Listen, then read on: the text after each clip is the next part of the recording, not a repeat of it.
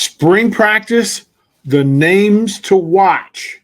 The top of the list, at the very top, Thomas Fidone. You are Locked On Huskers, your daily podcast on the Nebraska Cornhuskers, part of the Locked On Podcast Network, your team every day. Hey, gang, DP here, Derrick Pearson, 93.7 The Ticket. Boop, over here, Lincoln, America. Thank you for making Locked On Huskers your first watch and listen each and every single day. Greatly appreciate it. I want to thank the folks from FanDuel.com/LockedOn for details, right? This is America's sportsbook. Download the app. It's safe, secure, it's free. You can go on. They get a no sweat first bet up to $1,000. That's bonus bets back if your first bet doesn't win. Get to it. That's pretty cool. I'm not the biggest bettor, but if I'm going to go that way, give me some skin in the game. I'm all in. I want to cover in this particular episode, as you head into spring practice, some names that for me will tell us way more about the standard and the direction of the Nebraska football program. There's a list of players who, if you're paying attention, will tell the story. And I think that's how I'm locked in to Husker spring football practice. And I'm going to use that the rest of the way. Locked on Husker spring practice. I think that's fair. But there's certain players that are, when we get to the end of this thing and we get to spring game, how they get through spring practice. When we go back to say, what did we learn about spring practice, about the Husker football program? You won't be able to tell the story without talking about these players. And that shortens the list quite a bit because couple things to note. How healthy you get out of the spring game. What system are you running? How efficient does it look? Are you using the talent at the highest level, not only for the scheme and the team, but for the player himself? And then finally, what does it say about fall football practice, summer practice? What does it say? Because ultimately, all of these are just steps towards the ultimate date, opening day against Minnesota, Minneapolis. All of this is just an introduction and a reintroduction to the new version of Nebraska football. And in order to tell that story, there are players that you have to talk about. Now, in the tease, I mentioned Thomas Fidone, but he's not the only player that we're going to talk about. And I'm going to speak in these terms, not from flaw, but from skill and talent. You can go to 100 places and they will tell you what's wrong. But if you're trying to build your program, if you're trying to elevate your program, if you're trying to change the location of your program, right? Where you start requires that you go forward and up. And there's certain players that can help you do that. As coaches, Matt Rhule, Tony White, Marcus Satterfield, as the two coordinators, and then your head coach at the top of the pyramid, and then all the blocks that you have to build. Well, along that pyramid and along the base, foundationally, there are players that have more impact on the end result than everybody else. Quite frankly, you would like to believe that you have 85 players who can contribute directly to you being more successful in regular season. The reality is, especially when it comes to spring game, people who are able to pick up the most, the soonest, the best, can't have you figured out what the scheme is, been fundamentally and soundly better at those things, and then can you be the standard bearer for your group? Can you be almost iconic that if you drew up a picture of what this Nebraska offense is going to be, no matter who's playing quarterback, Thomas Fidone is important. Several reasons why. Georgia has set the playbook that if you have elite tight end play, no matter who you're playing against, if you program, develop, teach, and isolate tight ends, athletic tight ends, physical tight ends, and when they're athletic and physical, and then you add the cerebral part, which means you've taught them the scheme, they understand what you're asking them to do, and then they're able to execute it on a consistent basis. Well, top-ranked quarterbacks, tight ends, top-ranked number one tight ends in the country are rare. At the University of Nebraska, even more rare. Matter of fact, you could call Thomas Fidone unicorn because they don't see him every day, and when they do, you better pay respect to it. Now, he hasn't been healthy. That's a part of football. That is a part of football. Luckily for Nebraska, you've had a run of 4 NFL tight ends. You've had a run of some guys who are now either headed to the NFL or already in the NFL. And these were unicorns themselves. You had a 6'8" athletic, 2-sport athlete at tight end. And then you had a 6'6", 2-sport athlete. Then you had a center. You had an all-state, a national level tight end that you turned into an NFL center, caliber center. And then you got number one. You got Thomas Fidone. And remember, Mr. Bowers down in Georgia was actually not ranked as high. Eric Gilbert was brought in from Georgia. He's competed at the highest level. He's been in the room with those Sharks. And now he's a part of that tight end room. But if Gilbert's the best tight end in the room, something's gone incredibly wrong. Now, I'm perfectly good with Fidone and Gilbert being 1A and 1B. But what I need is, if Gilbert's 1A, I need Fidone to be 1B because that tells me Nebraska and their system has been effective. It's been productive. And the fact that you've taken some of the burden off of whoever's playing quarterback for Nebraska, whoever's in your starting tailback or your mail carrier, your bell cow at running back, that Gilbert and Fidone have made it easier on them. It also makes it easier on that offensive line that we have questions about, and we'll get to that in the course of this episode.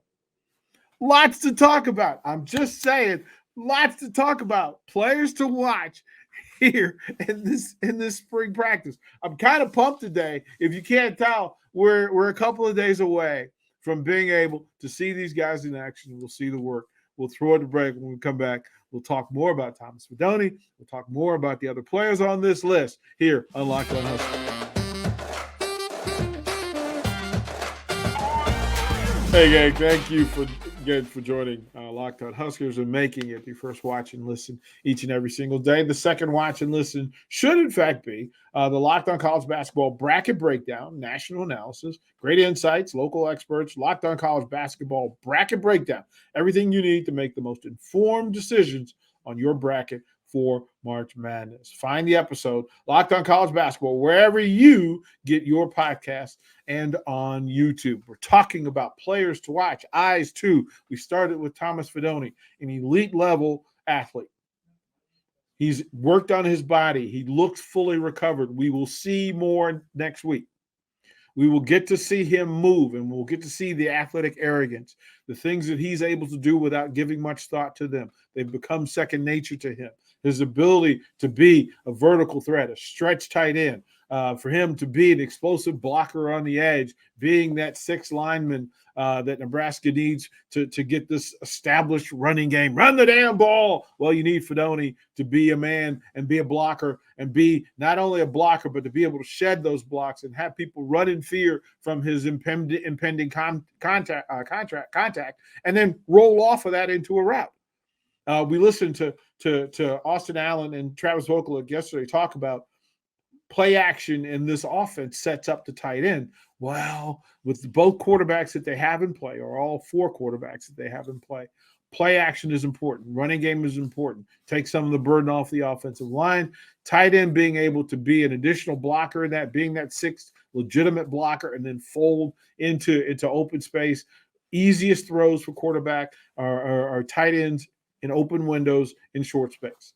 And then to have these big athletes who not only can catch the ball, who run routes, can resist friction, then can get into the route space, catch the ball with good hands, and then be athletic after they catch it. Well, that's a description for Thomas Fidone as he was in high school. We will see the newest version of Thomas Fidone. That's one of the things I'm excited about. I'm excited about that. I'm also excited and curious because at the end of spring practice, hopefully we'll know a little bit more about who the starting left tackle will be. And any offense in the Big Ten Conference is only as good as its left tackle. Oh, boy. Right? Like if you're a Husker fan, you just stopped. Because that tells you a lot about the program, about its recent history and about where it is. Now, there are several players who could be the guy. And in our world of fantasy where we get to put this thing together mentally long before it exists, but we'll find out more next week, is that if Teddy Prohaska is healthy and can stay healthy, we check the box and he answers all the questions. We need a dancing bear who can be out there with long arms, who can punch these elite edge setters and pass rushers from Michigan, Ohio State, Iowa, these troublemakers, Minnesota, right? These troublemakers, those chaos creators that sit on the edge of Big Ten defenses. Well, you need a tackle who can not only keep them off of Jeff Sims and Casey Thompson, but that can provide a lane. And I'm not talking about neutrality. I'm talking about some actual aggression and domination at the left tackle position for runners. Zone read offenses that rely on that timing, that mesh position where quarterback has to concede his eyes and then get up on a defensive end or an edge setter, and for him to be able to trust a left tackle is actually going to get the work done. So no matter what his read is, it'll be the right read. If quarterbacks are struggling at the mesh, it's because the left tackle's not doing the work.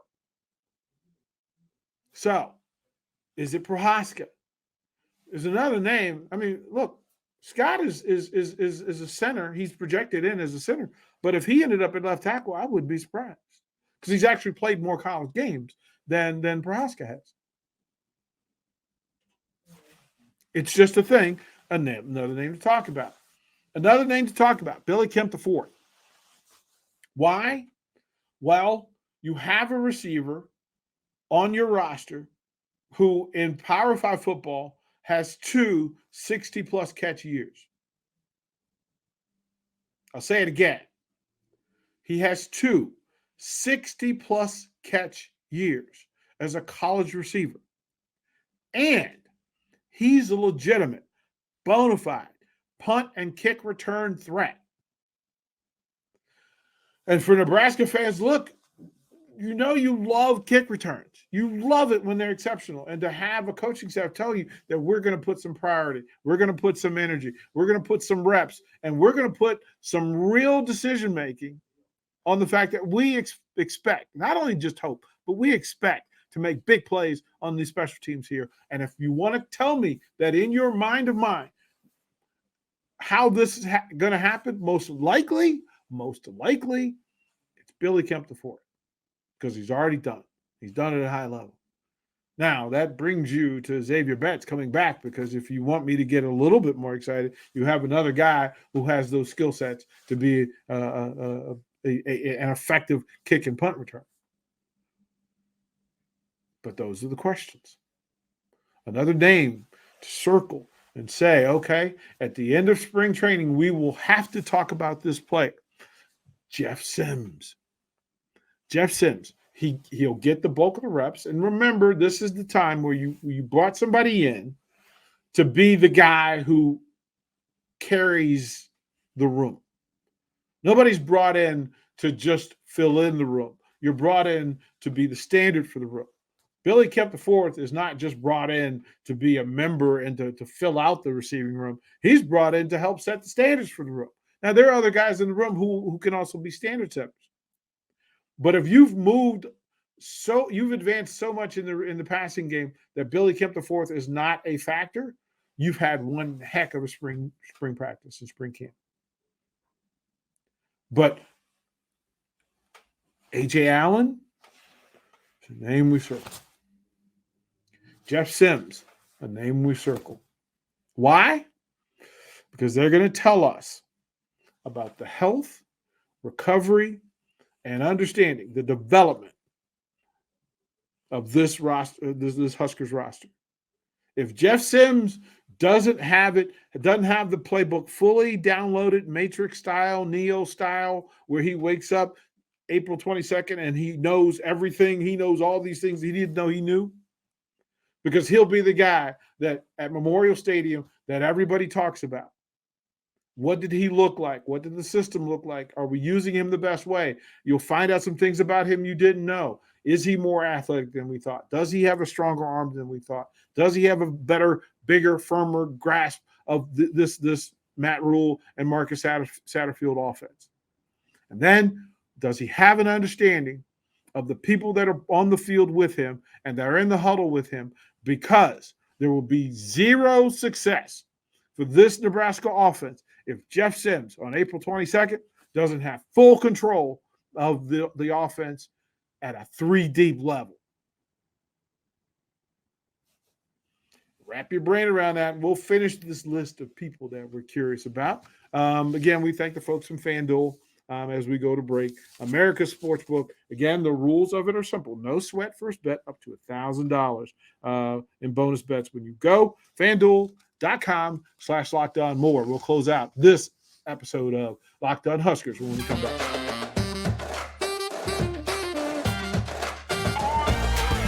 Hey, gang, once again, thank you for hanging out with us at Locked On Huskers. Greatly appreciate you hanging out with us and going through some of the thoughts in the mad mind of DP when it comes to spring football. As a coach, I know the process in the room of coaches and what they're looking for and what they hope they've accomplished, not only from December to March, but from March to April is such a big bridge. March and April tell you how much of what you thought you had actually exists, and then how much of a transition from one side of the bridge to the other side of the bridge you've actually made. And it also tell you, hey, we might need to get stronger. We might need to get in better shape. We might need to spend more time in playbooks, in film study, in flexibility. We might need to change our nutrition. We might need to go back in the transfer portal. All of that is what you'll find out when they cross that bridge from March to April 22nd, first, that spring game at Memorial Stadium. On the other side, defensively, and we spent a lot of time offensively, but defensively, there are a couple of names that – so Ty Robinson has to be, from a physical standpoint, everything that a defensive line coach looks for, expects, hopes for. With a new coach, a new coordinator, what you get from Ty Robinson tells the story of the people behind him, all of the people behind him, and all the people beside of him. He is the pillar. He is the rock center pillar. This defense will only be as good as Ty Robinson is. If you come out of the spring game and we're not raving about Ty Robinson, take a deep breath, exhale, and have a drink. Because it means that the two linebackers that you have returning, who have gone through their own injuries, who've gone through their own transitions, who know what was expected previous, but now with a new coordinator and a new set of talent around them, Reimers and company and Robinson and company will tell you all you need to know about what's going to happen behind them in this super talented secondary that the Huskers think they have. But if it folds from up front, you're going to put more pressure and ask more and demand more of those folks in the back. And defensively, if you're good up the middle, you're strong everywhere else. Nebraska is going to have its eyes on Ty Robinson and Luke Reimer because they'll tell you whether they've accepted the coaching, whether they are full in their development with this new coaching staff and the new requirements of what's there. A new defense, new schemes, new responsibilities. Well, it's going to be a long month of March, taking us into April, to April 22nd, spring game, Memorial Stadium. It's going to be interesting, boys and girls. I'm looking forward to it. Tell me who the people are you're curious about, who your eyes are watching. Put it down in the comments. Again, subscribe, like, and follow. Greatly appreciate it. Thank you for making Locked On Huskers your first watch. Listen each and every single day. Your second should be Locked On College Basketball. Isaac and Andy take you through with great conversations with coaches, players, great insight. They get you prepared for March Madness as well. To do that, you can find Locked On College Basketball on YouTube or however you consume your podcast work. We thank you, and we close with those three words that mean so much. Go Big Red.